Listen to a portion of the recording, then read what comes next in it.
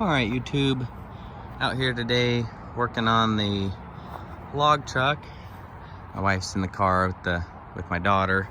We don't got the service truck today, so just brought some tools.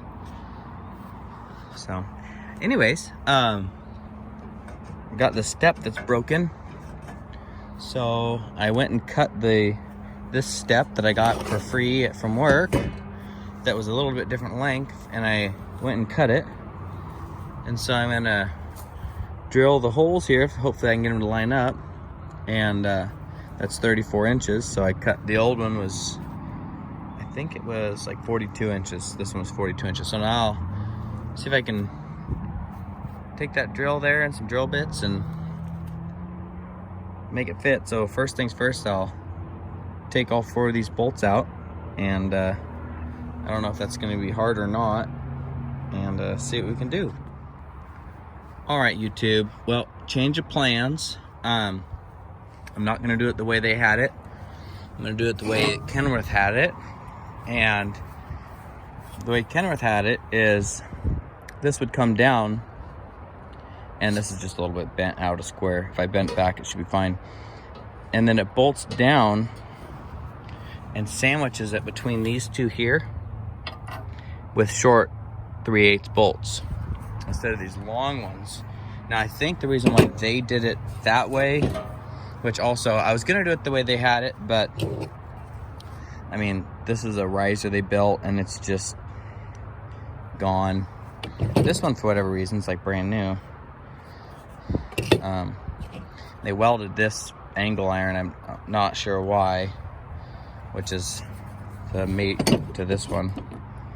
So I'm gonna go home and come back up with this project later to do it the way that I want to do it, which is the original way. But I wanted to show you guys this step.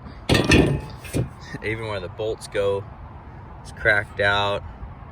That one's good. This one's completely busted. Here's the piece. So, I mean, this step wasn't long for the world anyways. It's cracked down the center here. All the corners are cracked out of it. Oh, not that corner. Oh, yeah, that corner's there too. So, good thing we're replacing it. But I think instead of just kind of doing it hokey the way they did, I'll just do it the right way. Another thing I wanted to show that I'm annoyed about, either a leaf spring broke or they got 2 different leaf springs. You know those 2 leaves there? Look at that, 3 leaves on that side. So, I don't know. I can't quite see if it was broken.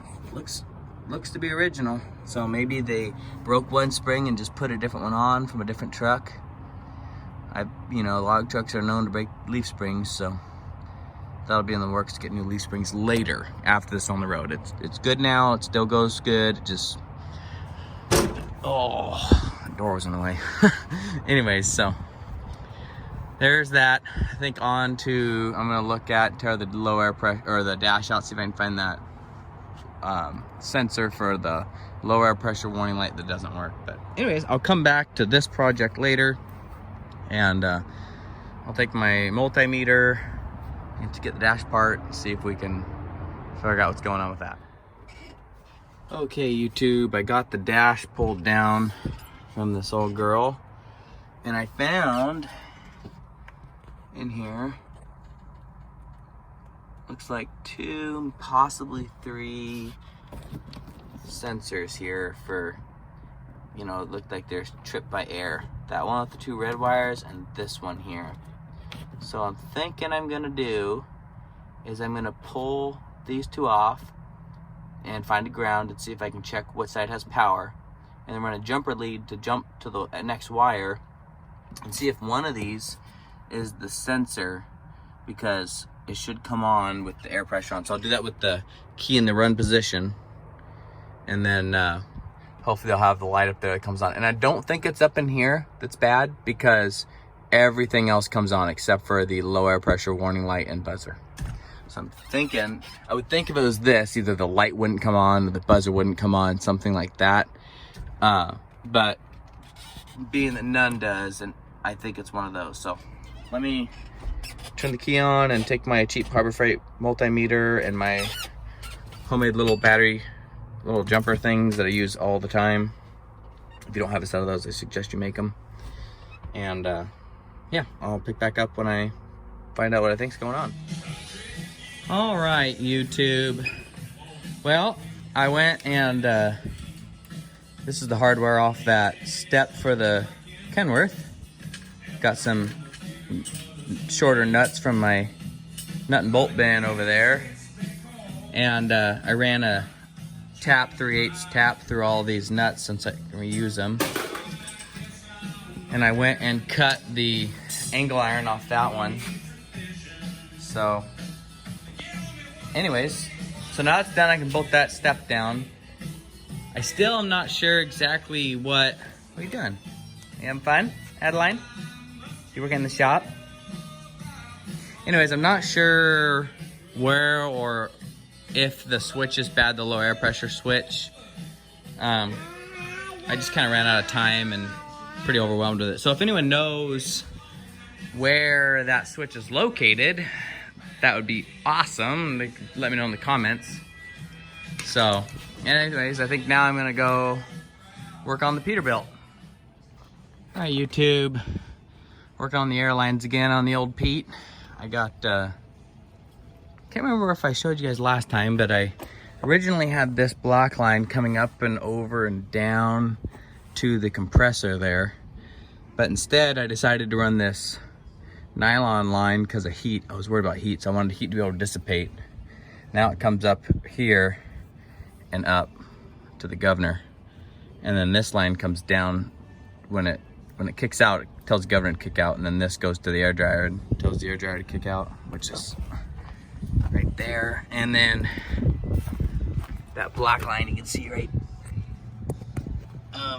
there. Right, it's blurry. Come on, camera focus. Well, anyways, right there, that black line. Now, speaking of that black line, I got two more lines I need to run. I got this one and this one. So they have to go up under the cab. I got these lines and they're not zip tied and tied away. They're just kind of there, but those are ran.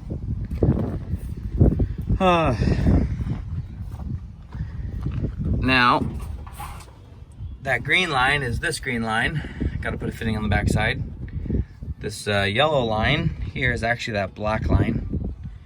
And then this orange line is another line that you won't be able to see, but it goes under the cab.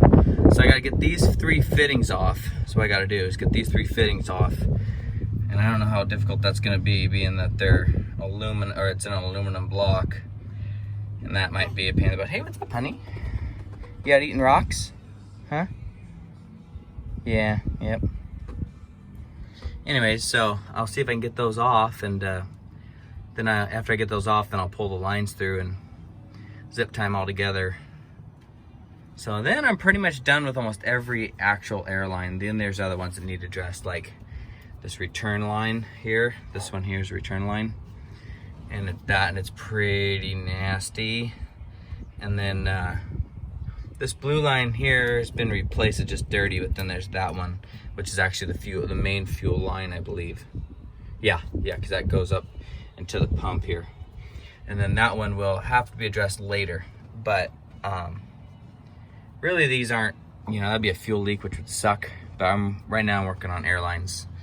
So once I get those airlines done, then just about every airline on the truck is done. Oh, and I got this airline, which I think this one goes to, I haven't pulled the dash part to look, but I think that this one goes to it's either my interlock or it's my tractor protection valve.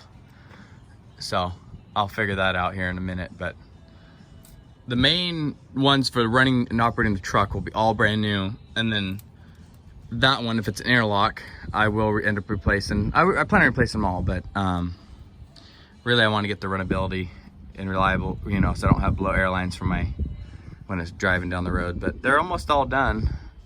This one here might be I think this one's for my tractor protection valve. And I think that rusty, nasty one's my interlock, because my interlock's on the dash in the top between the split of the windows. So I'm thinking that's probably what that one is. And then, so we'll figure that out. But anyways, it's coming along. Just about got all the airlines done. All right, YouTube. I've been fighting this sucker. Finally got this one off. So I took the bolt out there. I'm gonna just take these lines off. Here are the compression fittings, so they'll come off pretty easy. I'm just gonna take this aluminum block into the vise and hit them with an impact or something. Cause I mean, you gotta use a 6-point on them because they're so freaking tight. And that, the 12 points are rounding them off, and yeah. So I'm gonna take these lines off, put it in the vise, and see if I can get them loose. Okay, YouTube, got them all out without having to drill any of them out or anything. So that's cool, but man, they were in there. That aluminum. Anyways, that's that 3/8 airline. Every single one, they just break. Old lines. Anyways, YouTube, I'm gonna try to clean that up a little bit with the wire wheel, and I'll start putting everything back together. All right, YouTube, I got that block all wire wheeled and cleaned up. New fittings top and bottom. And got the bolt wire wheeled and got some never sees on it. So, guess we'll put her in. If I remember right, a couple of these lines are crisscross, so I'll probably change the placement of these lines when it's on the truck. But they'll still be the same color through. So, I think that'd be a good deal. But if I remember right, yeah, I had one of the 2 quarter lines were swapped, so it coming out of the block from the top, they weren't straight down, they were spun. So that'll look good. All right, YouTube, that's gonna be it for today. I got the airlines all spun around and all the airlines green, yellow, orange, all lined up. Got the bracket mounted back on. Got the airlines underneath here. The green and black airline. Then this orange one here. That one, I got to order a fitting for I got the fitting for the backside. I got to order the fitting down below. But I took it off. I got to order a 1/4" NPT to a 3/8 compression fitting, so I'm getting away from this. This is that line that was on the back side. Again, just as brittle where it just starts, falling apart just by unthreading it. Focus there, you there. You see it's already unraveling and falling apart. So I got the airlines just about completed as far as the ones that come down from the cab. And then I had to stop on that project for now because I can't build air yet until I replace that airline. So I started chasing the wires down. This is a 7 wire. It originally, someone had cut the wiring here under the cab, which is just out back behind this outrigger here, and ran an extension cord of 3 wires, which I'm assuming is marker or your tail lights, right hand turn, left hand turn, and then the ground, it just grounded to the frame.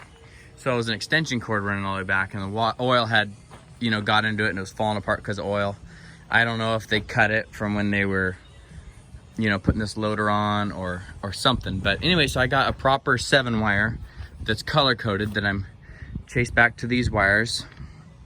And I got them all figured out with a multimeter, except for my brake lights and then the blue, which will be, let's see, blue is, I think, auxiliary for like backup lights or something like that. So auxiliary is not hooked up to anything, and brake lights, I can't use my check my brake lights until I build air pressure. So I got all those wires figured out with a multimeter. I just gotta wait to build air to hook those up. And then of course I use the butt splices with the glue, the marine with the glue in them, so they're watertight, so they should last forever. And then after that, I'll take that 7 wire and route it down the frame, and then hook the taillights in, and I'll move the log loader so I can get under there and route them nice. And then another thing, what I'm gonna do is I'm not just gonna hook them straight up to the taillights. Hold on, George, I'm making a YouTube video. I got in this a block then I'm gonna run all of them to eyelets and then screw them in here, so then I can just tap into each one, which will be super nice, especially so I can come there and then I'll go to the, when I eventually cut a hole in the back for the trailer hitch plug and glad hands and stuff, I can just run them. I'll probably put that block over here on the inside, and then I can just splice and go down to each tail light. So anyways, that's all the progress I'm gonna get today on the old Peterbilt. I was hoping to get those lines finished, which I did, except for that one.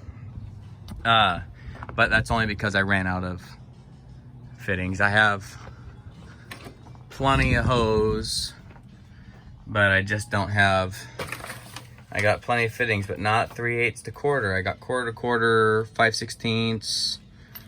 But anyways, so that'll be the end for this video, YouTube. I hope you guys have a great week, and stay safe, have fun. Talk to you later.